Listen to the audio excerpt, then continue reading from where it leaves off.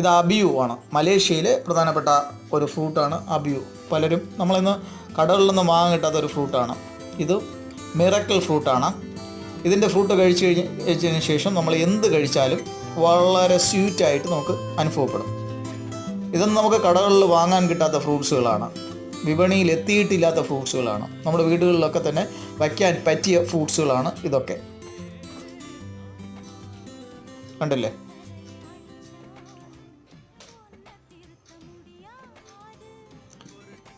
ഇത് കലാപ്പാടി വിഭാഗത്തിൽപ്പെട്ട മാവാണ്. ഇത് നിറച്ച് പൂ നിൽക്കുന്നുണ്ട്.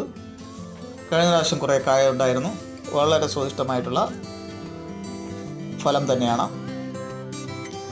ഇത് വർഷത്തിലെല്ലാ പ്രാവശ്യവും പൂക്കുകയും കായ്ക്കുകയൊക്കെ ചെയ്യാറുണ്ട്. ഇത് ബറാബറ, ഒരു ചെറിയ പുളിരസത്തോട് കൂടിയിട്ടുള്ള ഒരു